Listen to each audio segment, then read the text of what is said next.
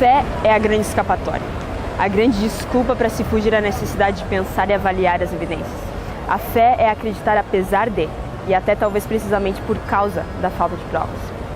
Essa frase é de Richard Dawkins, um dos mais famosos ateus ativistas da atualidade. Os ateus ativistas, apesar de serem a minoria, têm conquistado um espaço enorme na mídia e nas livrarias. Um dos grandes motivos de serem então contra, não tanto Deus, mas contra a religião, é a irracionalidade que eles dizem que existe por trás das organizações religiosas. Na mente de muitos ateus e de muitos cristãos também, a religião é uma coisa e razão é outra. Como diríamos no popular, uma coisa é uma coisa e outra coisa é outra coisa. Religião então seria uma escapatória do pensamento, do conhecimento e da racionalidade. É como se fosse uma redoma em que você é desobrigado de olhar as evidências de perto para acreditar. Você pode contar apenas com a fé. E isso já é bom bastante. Antes de entendermos se isso é verdade ou não, vamos ver como começou essa tal de racionalização fora e dentro do âmbito da religião. Vamos começar então com a Idade Média, mais conhecida como a Idade das Trevas. Mas por que Idade das Trevas? É comum ilustrar essa época da seguinte forma: imagine que você é uma criança e desde bebezinho seus pais te falam para nunca abrir certo armário da casa. Logicamente você vai passar toda a infância com um medo terrível daquele armário. O que será que existe lá? É um monstro? É uma coisa feia, assombrosa? Enfim, você nunca questiona, só obedece. Assim era a religião na Idade Média, dominava os pensamentos das pessoas, a arte, a filosofia e, acredite, até mesmo a ciência. Os formadores de opinião da época eram Agostinho, Aristóteles e também Tomás de Aquino. Esse último e outros buscaram criar uma filosofia que unia as ideias de Agostinho e Aristóteles, ou seja, onde a fé e a razão se harmonizavam uma com a outra, sem qualquer problema. Ai de quem ousasse questionar a autoridade e a suprema sabedoria da Igreja. Do século XIV até o século XVI, novas formas de pensar começaram a surgir, ameaçando a ordem da Idade Média. Foi então que surgiu a Renascença. Como a palavra renascença diz, acreditava-se que o mundo estava nascendo de novo, em todos os aspectos possíveis, na filosofia, na ciência, na literatura, na arte e na religião. Artistas voltaram a descrever a beleza e a superioridade da forma humana em seus retratos e esculturas. A ciência passou a acreditar somente no empírico, ou seja, aquilo que se pode provar por experiências científicas. A astronomia colocou por terra as teorias a respeito dos planetas e das estrelas.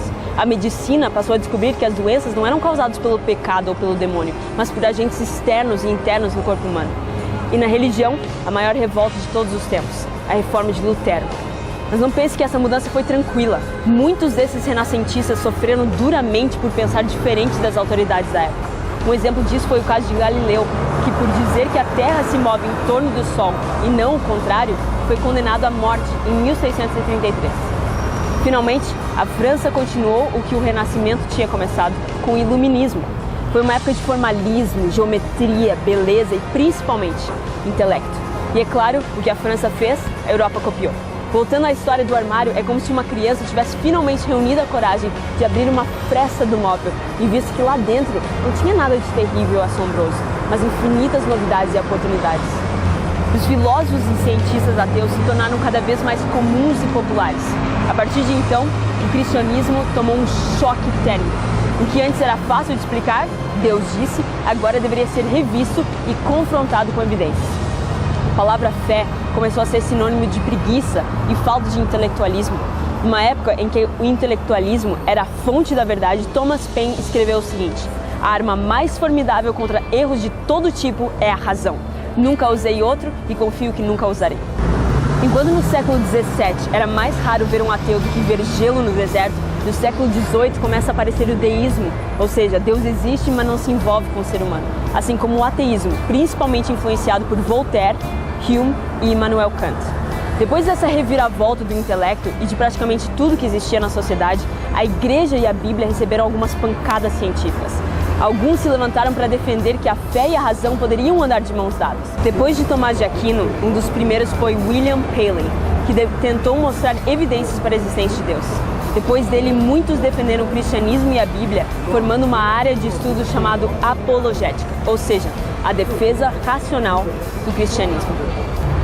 Agora a gente consegue entender um pouco melhor como surgiu essa controvérsia entre a fé e a razão. Só que nós só entendemos como surgiu, não como resolver. E agora? A questão que fica é a seguinte: o que vamos fazer com isso? Melhor, o que você vai fazer com isso? Uma das opções que você e eu temos é não fazer absolutamente nada. Gostamos da nossa vida sem saber o que é verdade, ou pelo menos sem buscar algo que faça sentido, algo que satisfaça a nossa razão e o nosso coração. Por isso, fique à vontade para se manter no seu status quo. Outra opção é ir atrás, cavar profundamente aquilo que pode definir o que você vai acreditar para o resto da sua vida. Só não esqueça que a busca pela verdade é como atravessar a rua. Como seres humanos racionais, somos obrigados a conformar nossas crenças à realidade e não o contrário. Antes de atravessar a rua, por exemplo, precisamos conformar nossas crenças sobre as condições do trânsito de acordo com o que vemos ao redor. Se começamos a atravessar a rua porque preferimos acreditar que ela está livre de carros e porque é mais conveniente para nós, vamos arriscar sermos atropelados. O ônibus não se importa com o que preferimos ou com o que é conveniente. É nossa responsabilidade responder aos fatos e nos conformar a eles. Para isso, precisamos investigar o nosso mundo e descobrir as verdades por trás dele.